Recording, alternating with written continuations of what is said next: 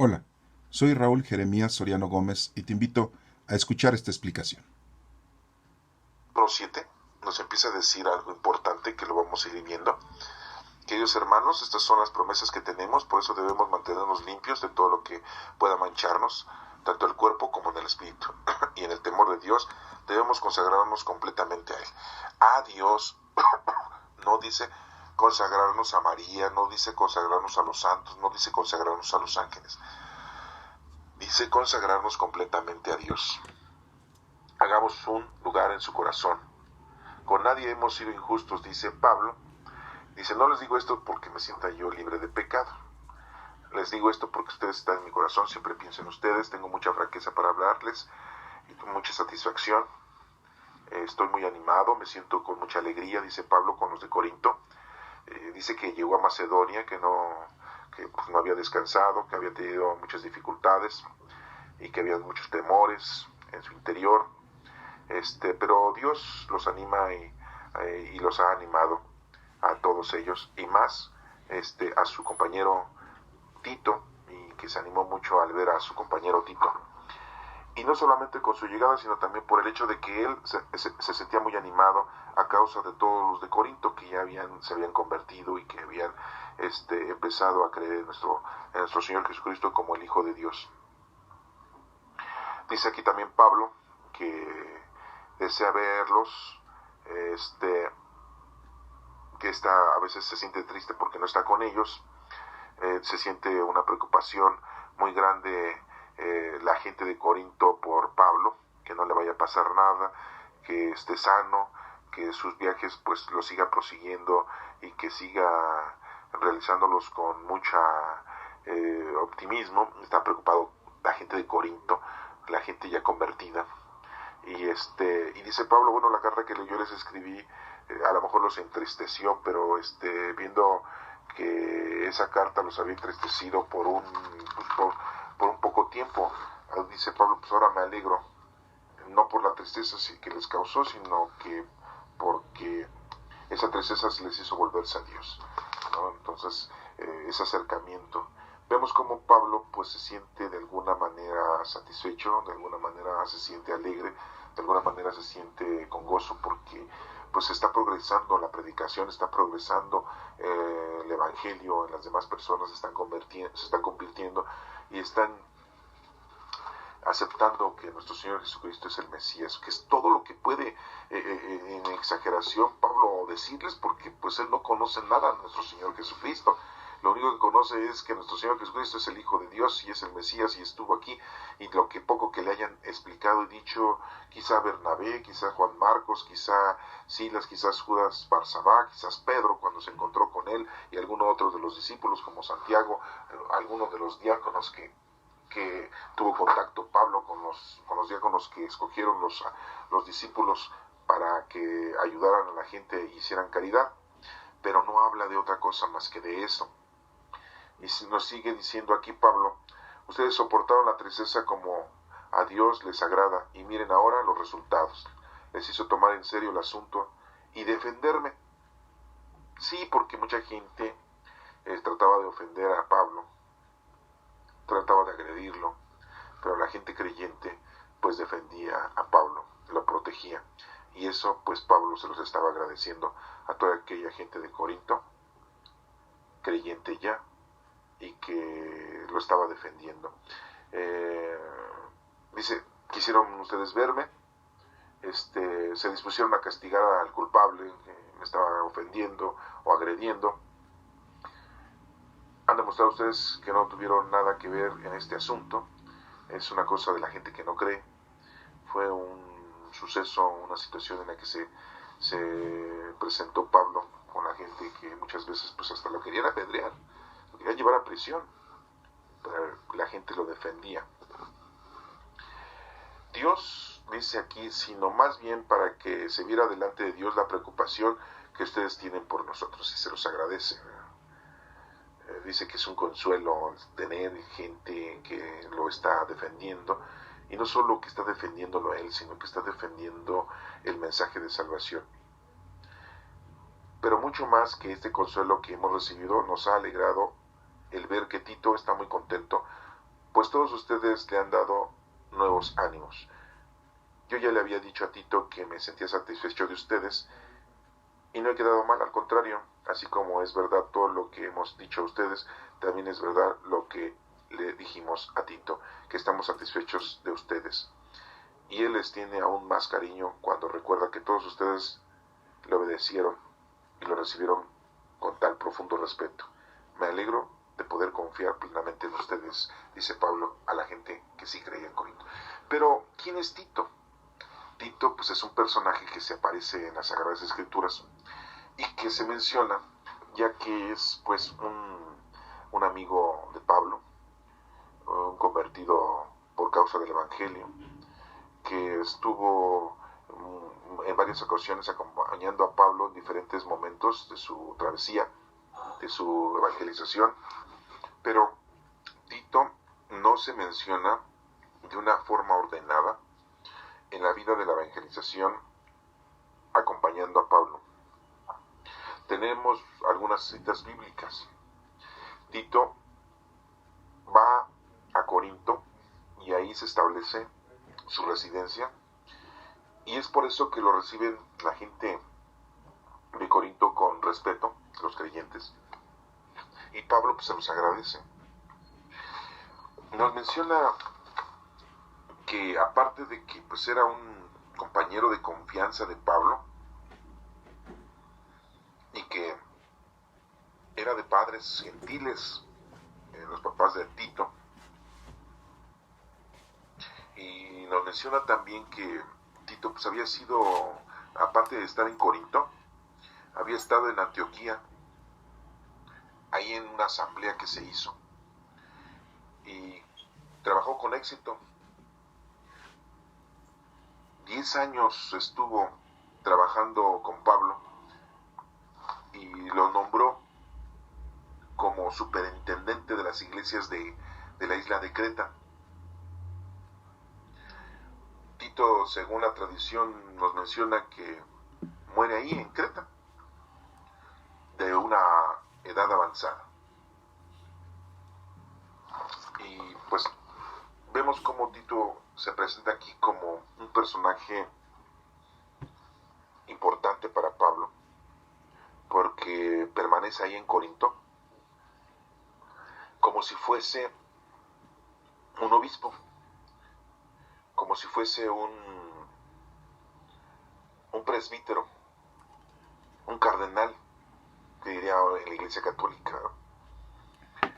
Y Pablo lo nombra superintendente o lo nombra embajador de Pablo en Corinto, para respaldar y darle fuerza a la palabra. En el capítulo número 8 nos menciona Pablo que Dios ha brindado mucho su bondad y su amor a las iglesias en Macedonia. Hablar de iglesias, no estoy hablando de diferentes tipos de iglesias, ¿no? Acuérdense que cuando estamos hablando de iglesias, estamos hablando de gente, una cantidad de gente, 5, 10, 15, 20, 30, 40, 100, 200, 500, 1000 familias que se reunían en hacer oración, en ayudarse mutuamente, en convidarse mutuamente para vivir de una manera en paz y en armonía, en nombre de nuestro Padre Dios y en nombre de nuestro Señor Jesucristo. A eso se le llaman iglesias, pues a todas las comunidades que se estaban juntando ahí en Macedonia, pues se les dice iglesias. Y Pablo dice que él se ha dado cuenta que Dios los ha llenado de bendiciones porque han estado progresando, y que su actuar en ese lugar pues ha sido muy bueno, porque han ayudado a los pobres, viven de una manera feliz y humilde y sencilla, y que todas las ofrendas que le dan a la gente pues son bastante generosas. No solamente les daban de comer, les daban casa, les daban vestido. Había una comunidad, una convivencia fraternal. Nadie era más, nadie era menos. estaban llevando a cabo una vida, diría yo, con la enseñanza que Cristo les había dicho a sus discípulos y al mundo entero, en armonía, en amor y paz. Entonces, aquí Pablo nos menciona que esas bendiciones, pues, a Macedonia, a las iglesias de ahí, a las comunidades de ahí, estaban llenando de gran alegría. Y nos dice Pablo que le rogaron mucho que les permitieran tomar parte de esta ayuda, que también Pablo fuera copartícipe de esa ayuda que estaban brindando. Pero vemos que Pablo, pues, en realidad dice, pues no, o sea, es para la gente, es para el bien común. Dice que hasta hicieron una ofrenda más todavía, que se empecinaron en que las cosas se desbordaran de generosidad. Pero pues todo fue conforme a la voluntad de Dios. Dice aquí Pablo que le ha dicho a Tito que recoja esa colecta bondadosa que él empezó antes, mismo Tito, porque andaba inmiscuido ahí, él también era partícipe. Y dice, no solamente tienen una generosa ofrenda en lo material, sino también en lo espiritual, en la fe, en la facilidad de palabra, en el conocimiento de la palabra de Dios, pero de las cosas del Antiguo Testamento, no de la vida de Jesucristo. Aclaro para que lo tengan ustedes ahí presente, ¿eh? Y que tienen muy buena disposición de servir con amor, y que pues todo eso lo aprendieron en un inicio de las actitudes de Pablo, de Bernabé, de Silas, de Judas Barsabá, de Timoteo, de todos ellos. Y les dice, espero que también ustedes sobresalgan y eso sea ejemplo para los demás. Entonces se dan cuenta cómo es importante no solamente el que te conviertas, el que creas, sino que tu manera de actuar, tu manera de vivir, sea un ejemplo para otra gente. ¿Cuál es el ejemplo? Pues vivir en paz, en armonía, en amor, en caridad. Yo les digo esto, dice aquí, no como un mandato, dice, yo les digo esto como un mandato, solamente quiero que conozcan la buena disposición de otros y que tengan oportunidad de mostrar que su amor es verdadero. Porque ya saben ustedes que nuestro Señor Jesucristo en su bondad, siendo rico, se hizo pobre por causa de ustedes, para que por su pobreza fueran ustedes enriquecidos. Es un versículo medio difícil, lo voy a repetir, porque ya saben ustedes que nuestro Señor Jesucristo en su bondad, siendo rico, se hizo pobre por causa de ustedes. O sea, si era rico en su bondad, nuestro Señor Jesucristo, ¿cómo que se hizo pobre?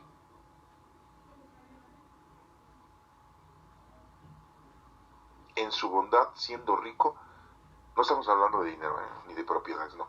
En la bondad, siendo rico, se hizo pobre por causa de ustedes, para que por su pobreza fueran ustedes enriquecidos.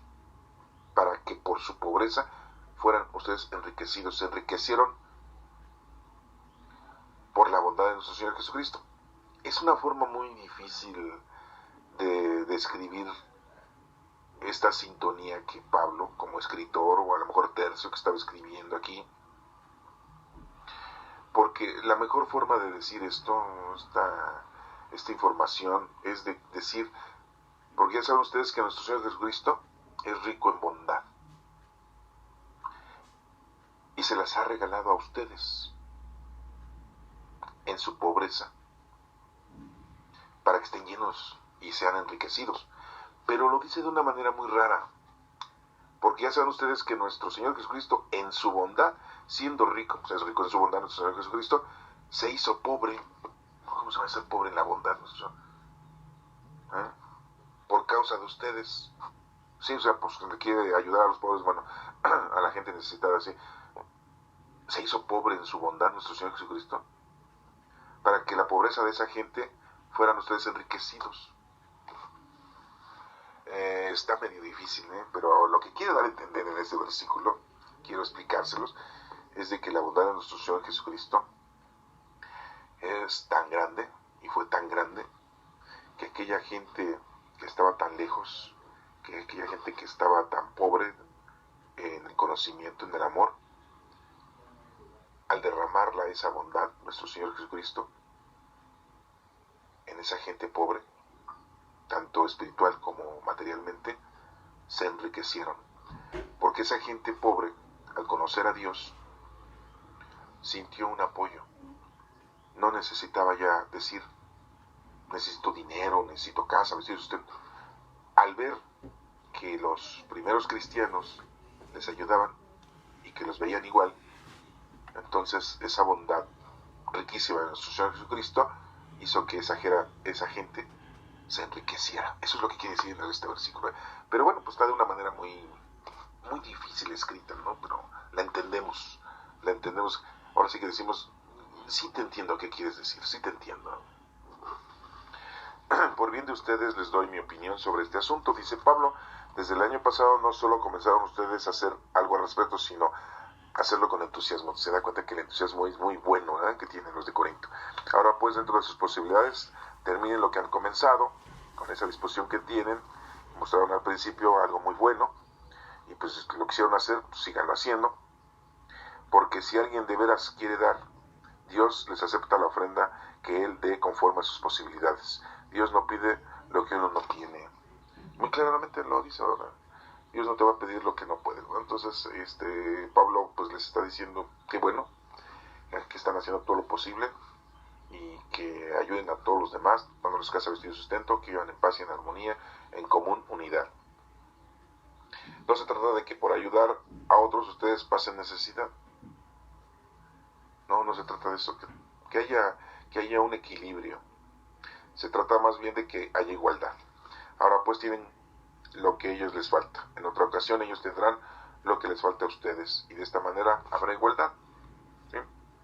Como dice la Escritura, ni le sobró al que había recogido mucho, ni le faltó al que había recogido poco. Vuelve a reiterar palabras del Antiguo Testamento. Pablo las vuelve a mencionar. Y después nos sigue diciendo, gracias a Dios que puso en el corazón de Tito la misma preocupación que yo tengo por ustedes. O sea que, dice Pablo, pues, Tito se ha puesto las pilas, como decimos nosotros, ha esmerado por estar ahí ayudándoles a ustedes, para estarlos acompañando, para que tengan ustedes una vida en armonía. Pero se dan cuenta cómo todo esto se resulta de una evangelización con temas y escrituras del Antiguo Testamento. Claro, se menciona al Espíritu Santo, se menciona a nuestro Señor Jesucristo, pero no se mencionan dichos y hechos de nuestro Señor Jesucristo, porque los desconocen. Y quiero hacer aquí una pausa. Tenemos en el Nuevo Testamento 13 cartas o epístolas de Pablo. Y la mitad del libro de los Hechos de los Apóstoles que habla de Pablo. Tenemos muy poca información de los demás apóstoles que sí vivieron con nuestro Señor Jesucristo. Muy poca información. Deberíamos de tener escritos de todos los apóstoles. Pero pues podemos pensar que los apóstoles no se dedicaron a escribir. Se dedicaron a predicar, a llevar el mensaje de salvación, lo que ellos vieron, vivieron, hicieron con nuestro Señor Jesucristo. Y si hay escritos, pues a lo mejor ahí los tenemos resguardados, escondidos. De hecho, pues tenemos libros que se les denominan apócrifos, pero que no están dentro del Nuevo Testamento. Y que pues son varios, ¿no? Tenemos varios ahí. Tenemos el Evangelio de Tomás, el Evangelio de Pedro. Tenemos varios. Ya después los podremos leer. Si tú gustas comprarlos, los puedes leer. pero no están aquí dentro de las Sagradas Escrituras. Pero sí tenemos estas 13 cartas de Pablo, pero su evangelización es una evangelización judaica, con terminología cristiana, por Cristo y el Espíritu Santo. Pero pues qué bonito hubiera sido escuchar, digamos, que en vez de Pablo estuviera aquí Pedro, haciendo esta trayectoria, y él estuviera diciendo muchas cosas que él vivió. Y él diría en una ocasión, el maestro nos llamó a mí, ¿verdad?, a Santiago y Juan, a un lugar apartado, y vimos cómo se transfiguró nuestro Señor Jesucristo. Muchos piensan que la transfiguración fue de noche, pero no, pues fue en el día. Y podría predicar Pedro ahí diciendo que se había presentado Moisés y Elías a los costados de nuestro Señor Jesucristo y él en medio. Y que él se sintió emocionado y quería hacer una tienda para cada uno de ellos para que permanecieran ahí y poder estar con ellos, vivir con ellos, platicar con ellos, aprender de ellos. Todo esto lo podía haber predicado Pedro a la gente de Corinto, a la gente de Roma, a la gente de Tesalónica, a la gente de Éfeso. Pero pues no se suscitó así. Vemos que Pablo predica, pero de una manera distinta, de una manera judaica. Su evangelización es con bases al Antiguo Testamento y no con bases a la vida de nuestro Señor Jesucristo. Pero sí termina diciendo que nuestro Señor Jesucristo es el Mesías, porque al final de cuentas nuestro Señor Jesucristo lo convirtió y le dijo: ¿por qué me persigues, Pablo? Saulo, Pablo. Sí, Saulo es un nombre hebreo y Pablo es un nombre romano. Y desde entonces pues empieza él a predicar, pero no tiene conocimiento, no tiene conocimiento de la vida de nuestro Señor Jesucristo. Y estamos en los años casi 60 cuando escriben todo esto, y recuerden que pues en el año 70 de la era cristiana, los cristianos fueron perseguidos, los judíos fueron perseguidos, también los judíos, y se destruyó por segunda vez el templo de Jerusalén.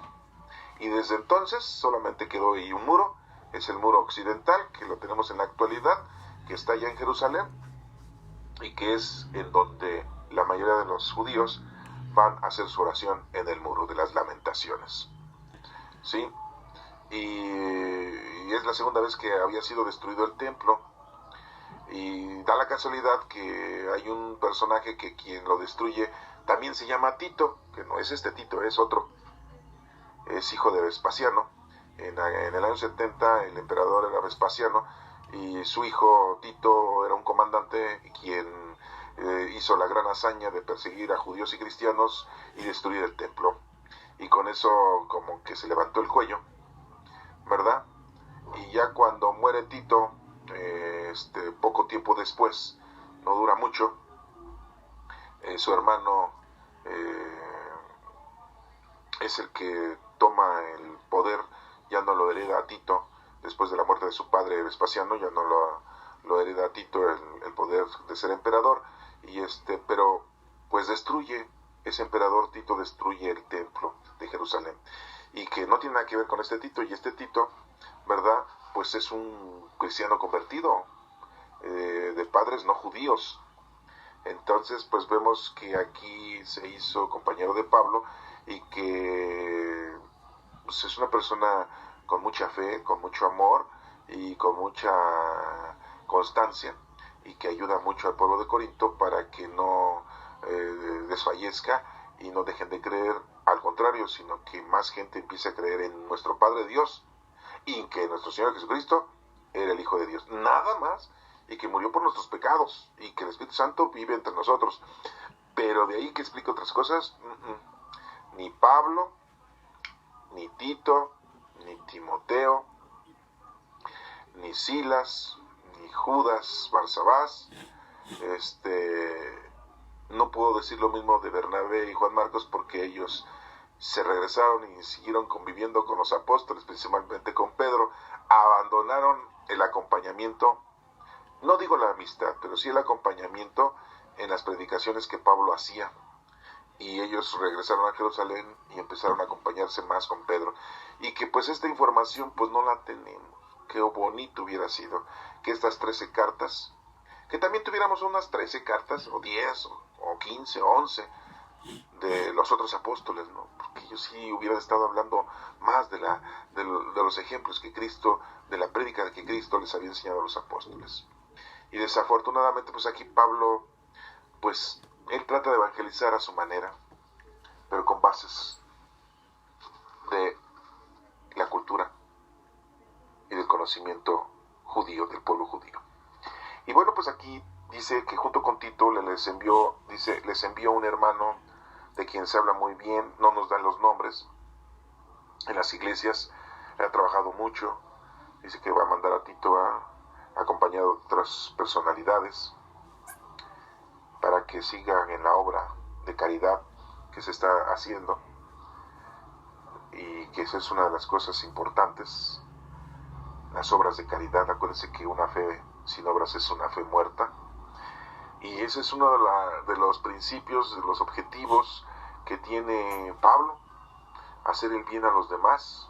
Les digo, no podrá platicar, no podrá hablar de la vida de nuestro Señor Jesucristo, pero sí tenía el objetivo principal, que son las obras, ayudar a los demás. Nosotros en la actualidad, pues, podemos decir, los que conocemos, amamos y servimos a Dios, pues podemos decir dos cosas: hay que ayudar a los demás, pero también explicarles la palabra del Señor, y no solamente el Antiguo Testamento, sino la vida de nuestro Señor Jesucristo, que es diferente a la de Pablo, ¿no? Qué emoción nos daría, ¿no? Y después nos sigue aquí, pues, que queremos evitar así que se nos critique a causa de esta gran colecta que estamos recogiendo, porque pues, es una colecta bastante amplia, Era bastante la colecta, económicamente hablando, materialmente hablando. Y entonces nos damos cuenta aquí que pues esas son las semillas y los fundamentos de las actuales iglesias institucionales. Ahora sí hablo de las instituciones, en donde pues ya manejan propiedades, ya manejan dineros, en donde los presbíteros en la actualidad, los sacerdotes en la actualidad, pues muchas veces viven mejor que nosotros. ¿Con qué dinero se pudo hacer la Capilla Sixtina allá en Roma? ¿Con qué dinero se pudo hacer la Catedral de San Pedro? ¿Con qué dinero se pudo hacer todo el Vaticano? ¿Con qué dinero se pudieron hacer tantas iglesias? Pues con el dinero de los fieles, de nosotros, de que aportamos y les damos para que construyan esos templos, en donde son templos muy bonitos, exageradamente bonitos, y exageradamente lujosos, y exageradamente históricos,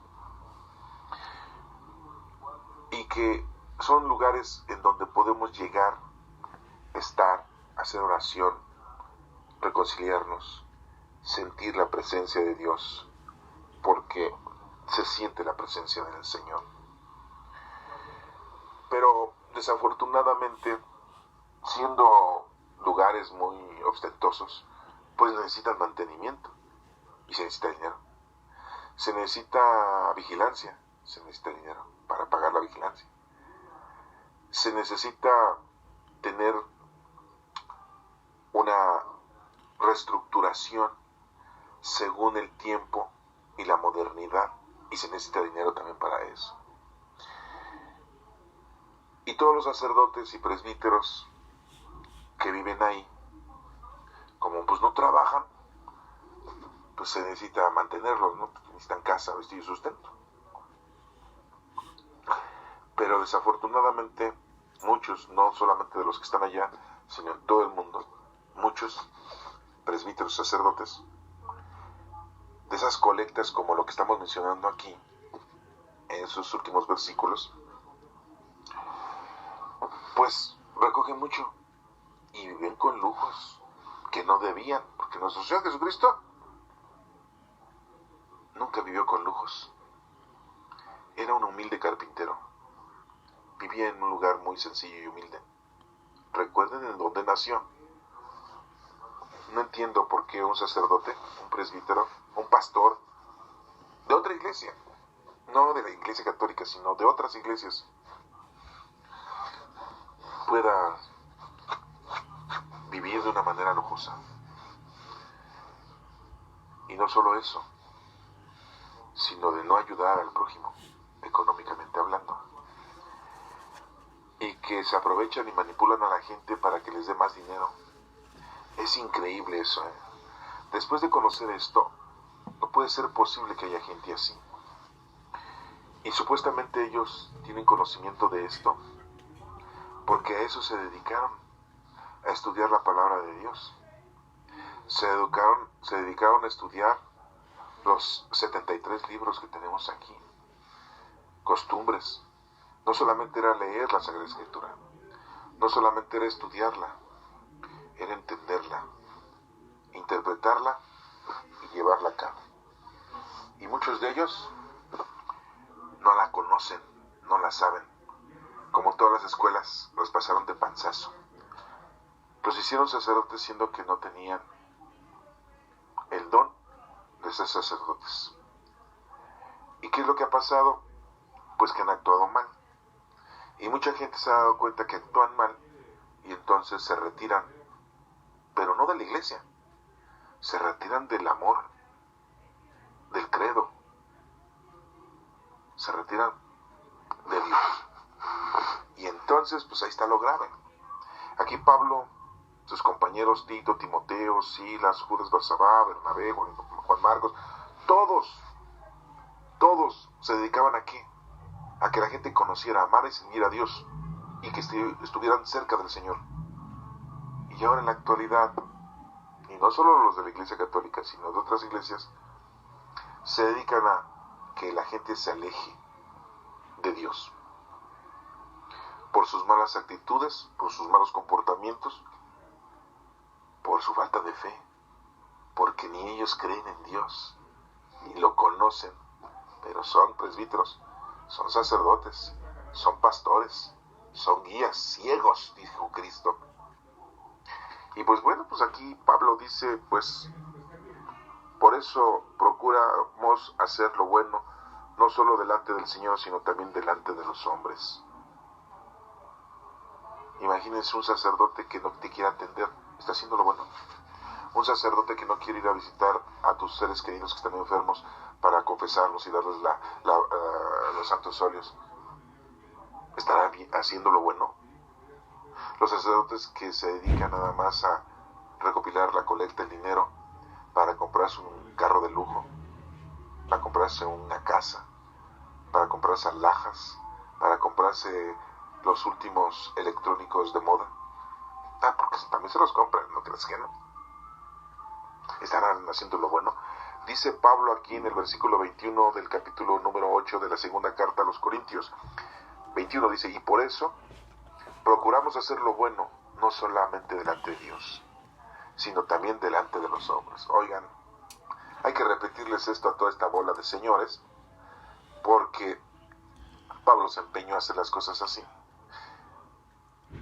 Y los de la actualidad se empeñan por hacer cosas totalmente diferentes. Yo me pregunto, tanta gente que va el día 28 de cada mes a la iglesia de San Hipólito, en donde se venera. Yo digo venerar porque así debe decirle, pero muchos van y adoran a Judas Tadeo, uno de los apóstoles de nuestro Señor Jesucristo, y dejan mucho dinero.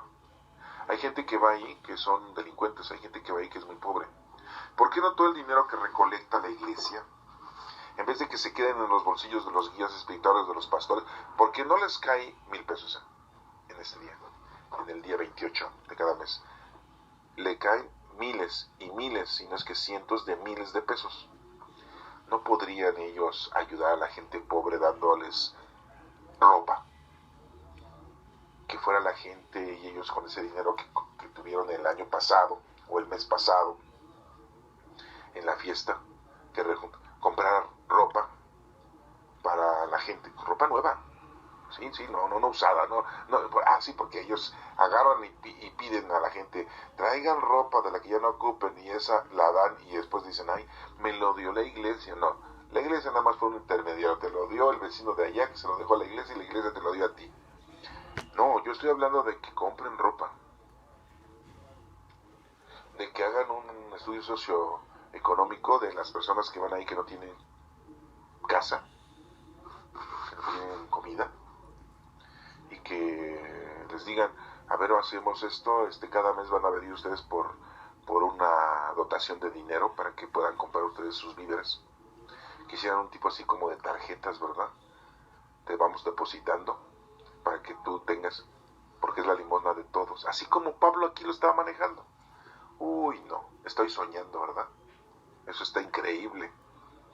Vuelvo a reiterar, en las iglesias que celebran la fiesta de San Judas Tadeo, entran muchos miles. Bueno, no vamos lejos. En la Basílica de Guadalupe entran millones.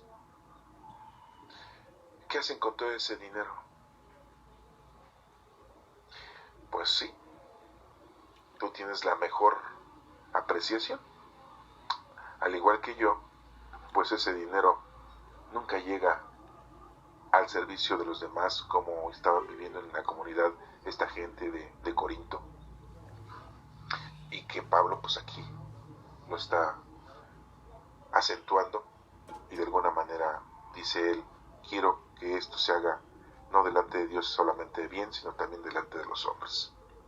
Juntamente con aquellos les envió otro de nuestros hermanos, sigue diciendo Pablo, sí, que nos ha demostrado de muchas maneras su buena disposición y muchas más ahora por la gran confianza que tienen en ustedes. Si alguien pregunta acerca de Tito, díganle que es mi compañero y que trabaja conmigo. Si hay alguien, ¿quién es Tito? Pues es amigo de Pablo. Bueno, pues Pablo está dando su carta de recomendación. Y si preguntan acerca de los otros hermanos, díganles que son enviados de la iglesia que honramos a Cristo. Y para que las iglesias lo sepan, muéstrenles a ustedes que verdaderamente los amamos y que tenemos razón al estar satisfechos con ustedes. Pero se dan cuenta cómo la vida económica en la iglesia es muy distinta a la vida económica en la iglesia en la actualidad. Qué difícil, ¿verdad?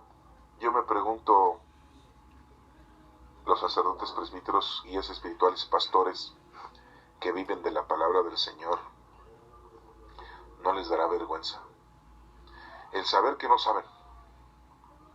Y si saben, el saber que están haciendo malas cosas